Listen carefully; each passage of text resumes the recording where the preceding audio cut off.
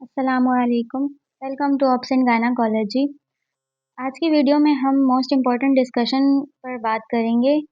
आज का जो हमारा टॉपिक होगा वो होगा आपके एग्ज़ाम रिलेटेड क्वेश्चंस के बारे में। एग्ज़ाम्स आने वाले हैं तो 5 ईयर को हमने टच लिया है कि 5 ईयर में आपके जो रिपीटेडली क्वेश्चंस हैं और जो टॉपिक्स हैं किस टाइप के क्वेश्चंस बन के आ सकते हैं। तो 5 ईयर के लॉन्ग क्वेश्चंस को हम जो आपके सब्जेक्टिव एलएचबीस को जो है थ्योरेटिकल बेस पेपर देना होता है, उनके जो क्वेश्चंस आते हैं एक पूरा 100 मार्क्स का पेपर होता है जिसमें 40 एमसीक्यूज़ होते हैं और 60 मार्क्स का आपका सब्जेक्टिव पेपर होता है जिसमें आपको 7 क्वेश्चंस दिए होते हैं, आपको उसमें से 6 करने होते हैं। तो आज की वीडियो में हम डिटेल लॉन्ग क्वेश्चंस जिस टाइप के आते हैं, किस तरह से आ सकते हैं, उन पर डिस्कशन करेंगे जो आपके प्रीवियस रिपीटेडली क्वेश्चन हैं। तो 5 ईयर में से भी काफ़ी जो क्वेश्चन है उनके सस्पेक्शन होते हैं कि वो आ जाते हैं, दोबारा रिपीट हो जाते हैं। वीडियो को पूरा देखना और वीडियो को लाइक करें, चैनल को सब्सक्राइब करें, बेल आइकन को प्रेस करें ताकि आने वाली मज़ीद और हम वीडियो की नोटिफ़िकेशन आपको मिलती रहे क्योंकि ये आज की वीडियो लॉन्ग क्वेश्चंस पर है।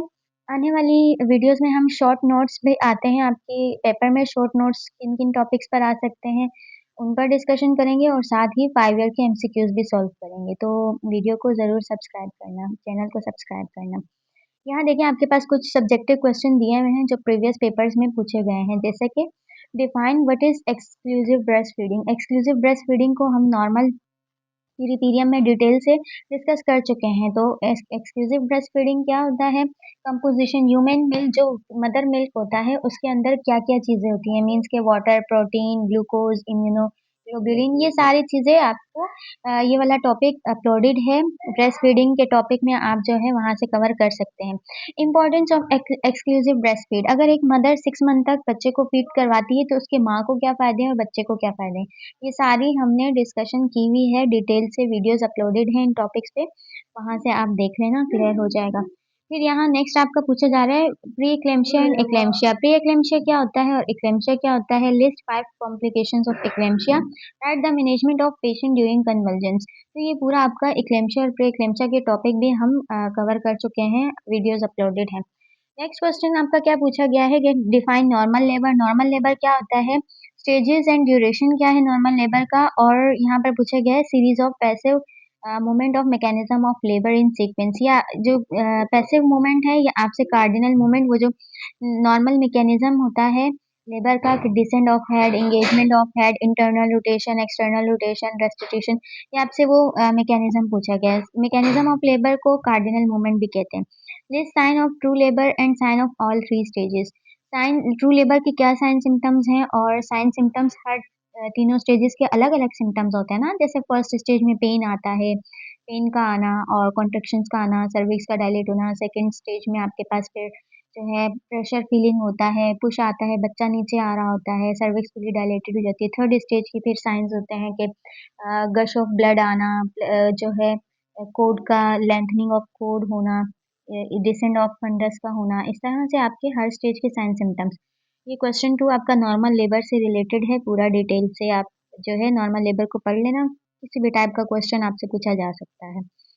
नंबर 3 पे क्या पूछा गया list 5 complication of each stage of labour. Her labour की स्टेज की अपनी कॉम्प्लिकेशन होती है।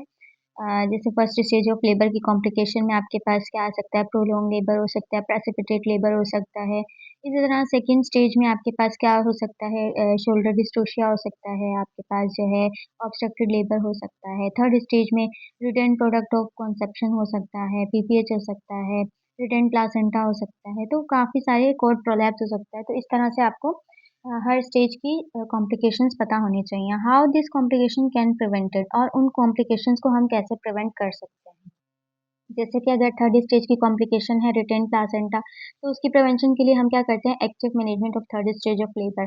सेकंड स्टेज में हम ऑब्स्ट्रक्टेड लेबर फिस्टुला के चांसेस ज़्यादा होते हैं तो हम फॉलिस कैथेटर करके रखते हैं फिस्टुला से प्रिवेंट करने के लिए। फर्स्ट स्टेज लेबर प्रोलॉन्ग हो रहा है, लेबर स्लो चल रहा है तो उसके लिए फिर हम पार्टोग्राफ मेंटेन करते हैं, लेबर को उसके रिकॉर्ड को मॉनिटर करते हैं। तो ये सारी चीज़ें आपकी कॉन्सेप्चुअल बेस हैं और सब कुछ आपने पढ़ा हुआ है।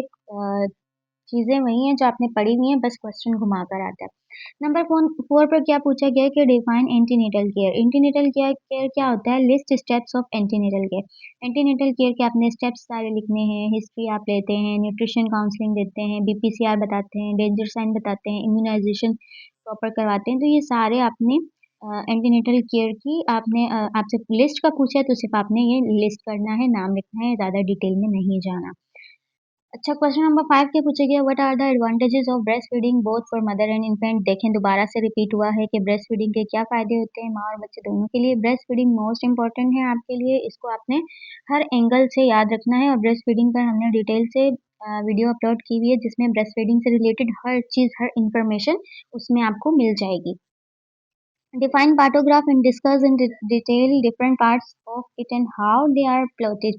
पार्टोग्राफ क्या होता है? पार्टोग्राफ की कितने कंपोनेंट्स होते हैं? 3 कंपोनेंट्स होते हैं, फीटल कंपोनेंट्स, मैटरनल कंपोनेंट्स और labour component and maternal vital component. जिस तरह से हम पार्टोग्राफ मेंटेन करते हैं। Who is midwife? Define midwifery and list role of midwife. अगर ये आप मिडवाइफ हैं तो आप अपने मिडवाइफ के रोल याद करेंगे। अगर आप एलएचवी हैं तो आपने एलएचवी का बताना है कि एलएचवी क्या है और एलएचवी के रोल्स क्या हैं। Roles and responsibilities of LHV, ये भी यूनिट 1 अपलोडेड है हमारा, वहाँ से आप देख सकते हैं। Discuss the scope of practice of midwife. यहाँ पर आप लिखेंगे discuss the scope of LHV. LHV का क्या स्कोप है?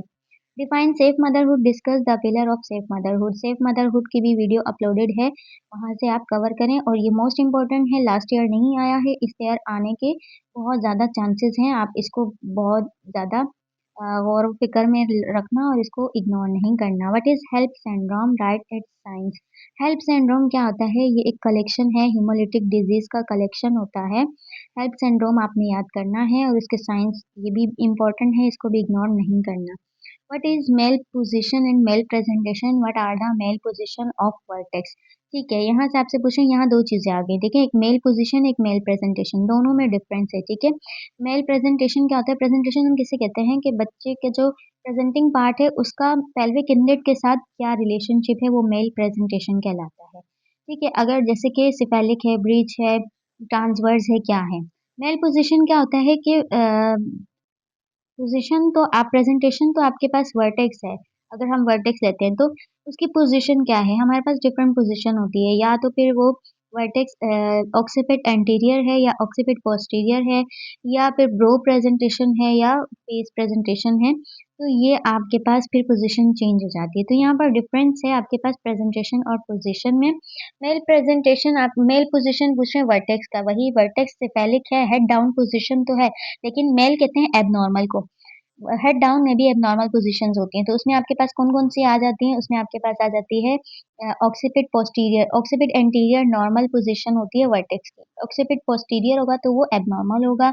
और साथ में फेस प्रेजेंटेशन, ब्रो प्रेजेंटेशन, ये भी आपके पास वर्टेक्स की एबनॉर्मल प्रेजेंटेशन होती है। What is the outcome of occipit posterior position? Occipit posterior position का आउटकम पूछ रहे हैं कि नॉर्मल डिलीवरी इसमें हो जाती है, लेकिन वो फोर्सेप डिलीवरी और वैक्यूम और एपिजियोटमी ये सारी डिफिकल्टीज आती हैं, लेकिन बेबी नॉर्मल डिलीवर हो जाता है। कॉम्प्लिकेटेड डिलीवर होता है बट हो जाता है। Describe the protocol of magnesium sulphate. ये भी मैग्नीशियम सल्फेट को कैसे दिया जाता है, इसकी लोडिंग डोज कैसे देते हैं, मेंटेनिंग डोज कैसे देते हैं, इस पर भी वीडियो अपलोडेड है। ये बहुत इंपॉर्टेंट है, लास्ट टाइम नहीं पूछा गया, इस पर बहुत सस्पेक्ट है कि ये आ जाए, तो इसको भी इग्नोर नहीं करना। इस पर हमने मैग्नीशियम सल्फेट को एडमिनिस्टर करने का पूरा तरीका अपलोड किया है, वहाँ से देख लेना। ये देखिए आपके पास एक्लेम्शिया दोबारा रिपीट हुआ है। What are the stages of eclampsia? List the risk factor of eclampsia. Eclampsia आपके पास दोबारा से रिपीट हुआ है, तो ये भी आपने इग्नोर नहीं करना। Define hyperemesis gravidarum, discuss it's main cause. Hyperemesis gravidarum pregnancy की एक कॉम्प्लिकेशन है जिसमें बहुत ज़्यादा एक्सेसिव नोजिया वोमिटिंग होता है पेशेंट को। इस पर भी हमने वीडियो बनाई है, वो आप वहाँ से लेक्चर को गैदर कर लेना। Why diabetic mother have macrosomic baby? क्यों डायबिटिक मदर को मैक्रोसोमिक बेबी होता है? ये भी आपका जो है जीडीएम से रिलेटेड टॉपिक है, ये आपको पता होना चाहिए। What is HbA1c? HbA1c एक टेस्ट होता है जो डायबिटिक को कंफर्म करने के लिए किया जाता है। What is the purpose of it? आपने HbA1c का टेस्ट डायग्नोस को देखना है कि ये क्या होता है और इसका पर्पस क्या होता है, ये क्यों करवाया जाता है। नॉर्मली HbA1c जो है प्रीवियस 3 मंथ्स का ब्लड ग्लूकोज लेवल का रिकॉर्ड दे देता है और ये बता देता है कि पेशेंट को डायबिटीज़ जो है प्रीवियस 3 मंथ से ब्लड ग्लूकोज लेवल ज़्यादा हुई या अभी रिसेंटली डायबिटीज़ हुई है। नॉर्मली प्रेगनेंसी में हम ये जीडीएम और क्रोनिक डायबिटीज़ को कंफर्म करने के लिए HbA1c करवाते हैं कि पेशेंट को जीडीएम है, गेस्टेशनल डायबिटीज़ है या पहले से ही पेशेंट डायबिटिक थी। What causes back pain in pregnant women? ये आपके पास एक रीजनिंग क्वेश्चन है जो आपका आया हुआ है। नॉर्मल फिजियोलॉजिकल जो फंक्शन है, नॉर्मल फिजियोलॉजिकल चेंज है ना प्रेगनेंसी का, आपका वहाँ से कॉन्सेप्ट क्लियर होगा तो आप इसका आंसर कर सकेंगे।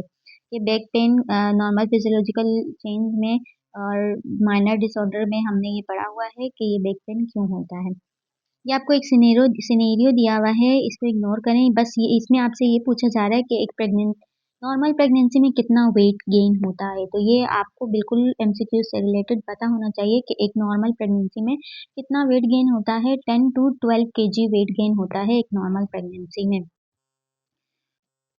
Why is it important for pregnant women to have more iron-rich food in their diet or take iron tablets? क्यों एक प्रेग्नेंट वुमेन के लिए ज़रूरी है कि वो आयरन प्रेगनेंसी में आयरन रिच फूड को कंटेन करे और क्यों एक फीमेल को सेकंड से प्रेगनेंसी डिलीवरी होने तक, सेकंड ट्राइमेस्टर से डिलीवरी होने तक आयरन वाली टेबलेट्स दी जाती है। तो इसका रीज़न आपको मिलेगा फिजियोलॉजिकल एनीमिया में। Physiological anaemia pregnancy, during pregnancy, तो उसमें आपको इसका आंसर मिल जाएगा। उस पर भी वीडियो अपलोडेड है, वहाँ से आप गैदर कर सकते हैं। नेक्स्ट क्या है? What could happen to pregnant woman if she lying on her back? Explain your answer.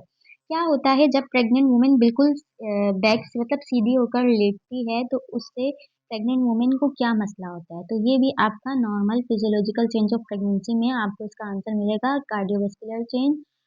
क्योंकि ग्रेविड यूट्रस की वजह से डायाफ्राम जो है सप्रेस होता है और वो लंग्स को और हार्ट को सप्रेस करता है, प्रेशर डालता है, इसीलिए पेशेंट को डिस्निया होता है। जब वो सीधा लेटती है तो उसे सांस लेने में प्रॉब्लम होती है। What information might help you to make a decision on the need for medical advice when a pregnant woman has SOBs? ठीक है। अगर एक फीमेल को SOBs है, शॉर्टनेस ऑफ ब्रीदिंग है, तो मेडिकली क्या एडवाइस आप दे सकते हैं उन्हें? SOBs से रिलेटेड पहले तो आप रीज़न देखेंगे और फिर उस SOBs को आप जो है नॉर्मल करेंगे या एडवाइस देंगे। फॉर एग्जांपल, अगर एक पेशेंट को पोलियोहाइड्रोमियोस की वजह से SOBs हो रहा है, तो फिर पेशेंट को हम गाइड करते हैं कि वो फिर एमनियोसिंथेसिस उनका एक प्रोसेस होता है जिसमें एमनियोटिक फ्लूइड की रिडक्शन की जाती है। एमनियोटिक फ्लूइड कम कर दिया जाता है, पेशेंट की एसओबीज नॉर्मल हो जाती है। और पेशेंट को हम फिर काउंसलिंग करते हैं कि वो बिल्कुल सीधे ना लेटें, करवट से लेटें, पिलो नीचे बैक पर पिलो रखकर वो उस पिलो पर लेटें, सर ऊंचा करके लेटें। इस तरह से आप एडवाइस कर सकते हैं। मिलते हैं नेक्स्ट क्वेश्चंस में, नेक्स्ट वीडियो में। और पूरा 5 ईयर हम डिस्कस करेंगे, लेकिन पार्ट्स में। तो नेक्स्ट पार्ट में हम जो है आगे से कंटिन्यू करते हैं। कंटिन्यू जुड़े रहिएगा मेरे साथ। और एग्जाम्स की तैयारी है आपकी, एमसीक्यूज को भी हम सॉल्व करेंगे और शॉर्ट क्वेश्चंस को भी देखेंगे। अल्लाह हाफिज़।